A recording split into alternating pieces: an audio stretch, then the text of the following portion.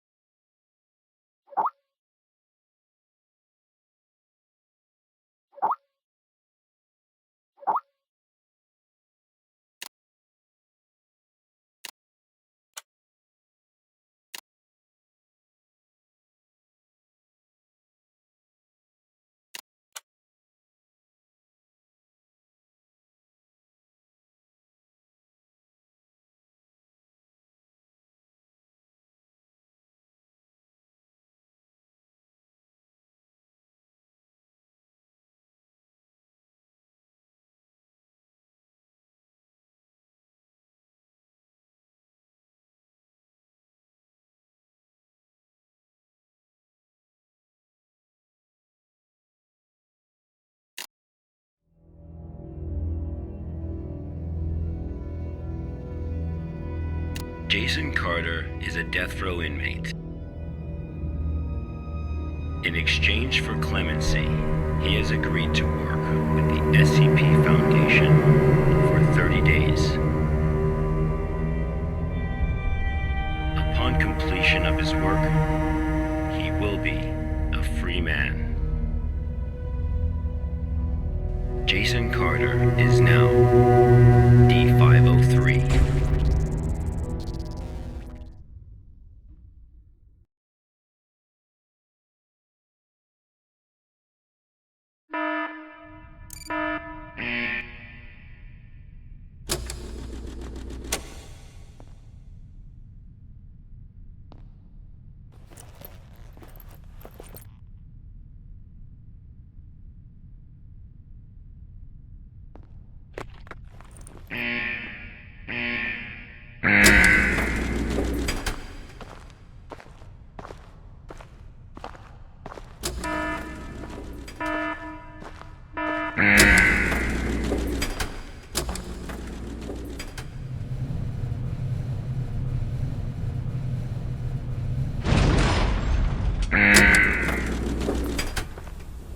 D503 was given no clear instruction of the task to be completed.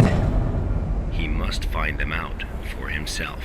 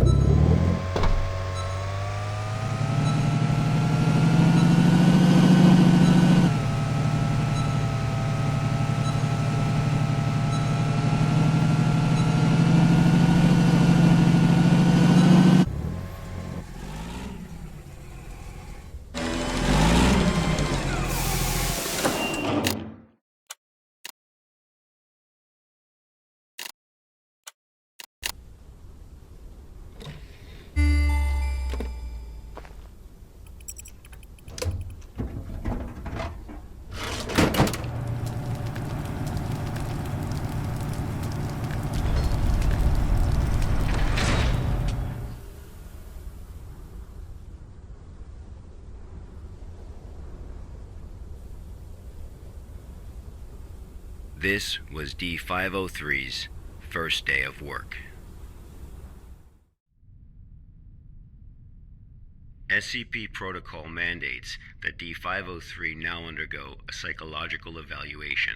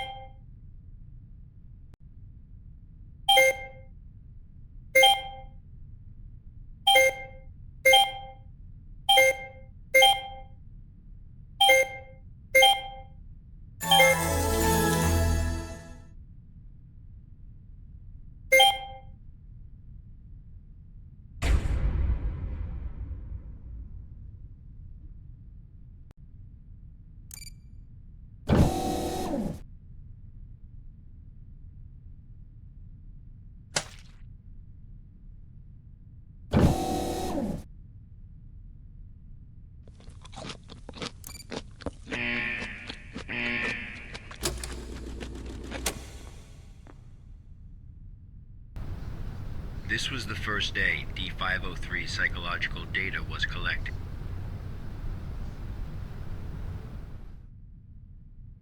You're probably wondering, how can this job earn freedom for a death row inmate?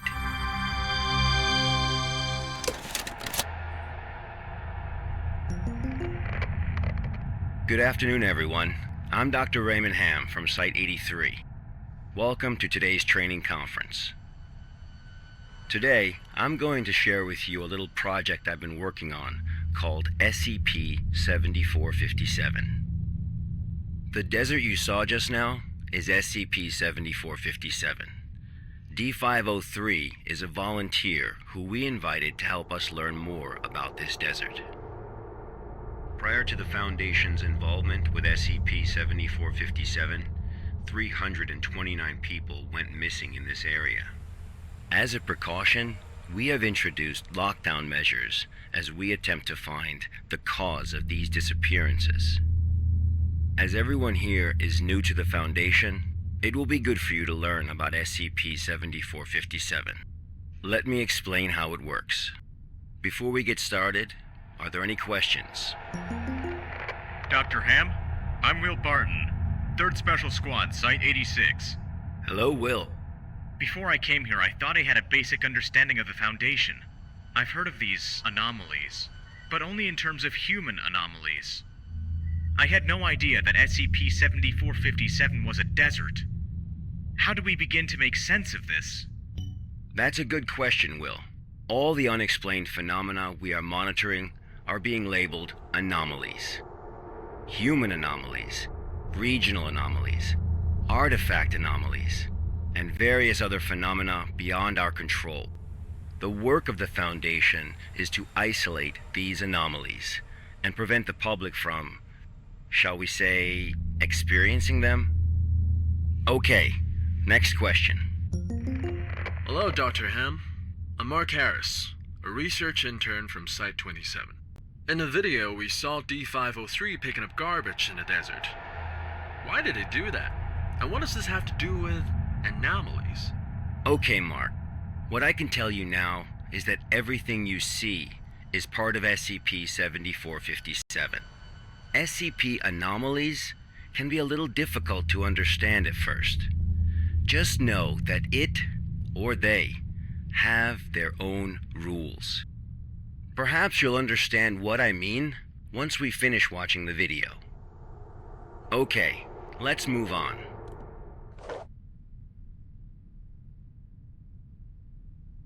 The first week was fairly normal.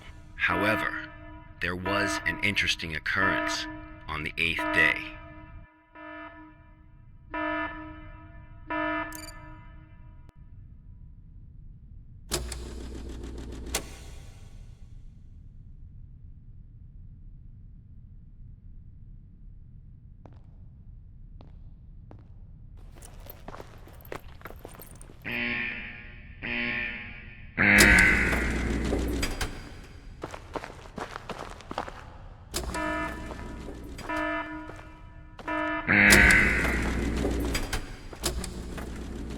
Let's have a look at what happened.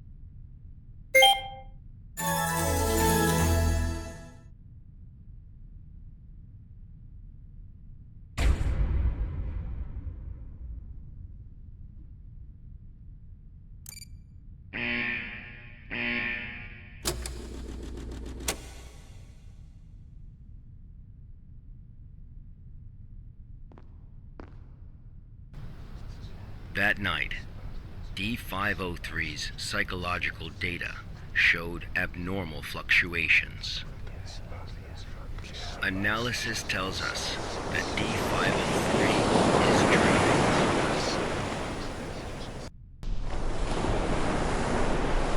Unfortunately, though, we have no way of knowing what he dreamed of that night.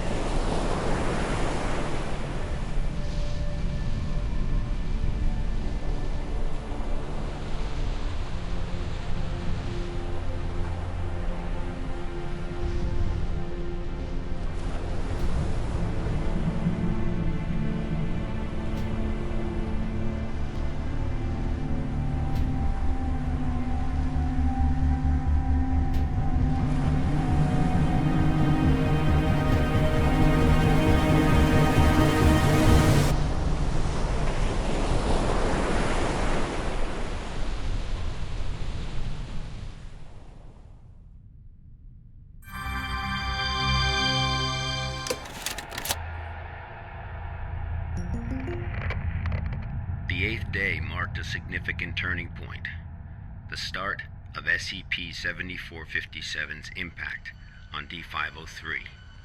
Are there any questions before we go on? Hello, Dr. Ham?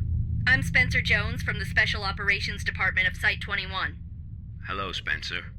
It's still unclear as to why D503 needs to pick up all of this trash. If you wanted to monitor his psychological response to SCP-7457, why not just leave him out in the desert? Why assign him these tasks when there are already psychological evaluations taking place?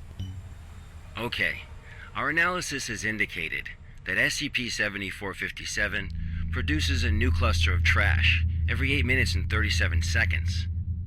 If waste collection is not done regularly, all that trash may soon flow into our world. It is worth noting, though, that the quantity of waste created here pales in comparison to the amount produced by humans. However, it still has the potential to become a significant problem in the future. By assigning these tasks to D503, we can monitor his reactions while also containing the trash. There is another reason, but we will get to that one later. Is it not the case that the Foundation is exaggerating the importance of a minor issue before the issue is fully understood? Okay, everyone. I must emphasize that behind us is the general public, who are wholly unaware of any of this.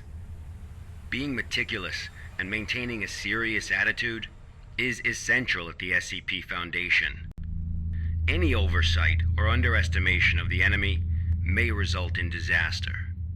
Thank you, Dr. Ham. I understand. Good. Let's move on. The effects of SCP-7457 on D503 became most obvious on day 15 of the test. Due to the conditions that day, we were only able to track his movements after recovering data from his radar. It was definitely a bad day, perhaps the worst, even for a death row inmate.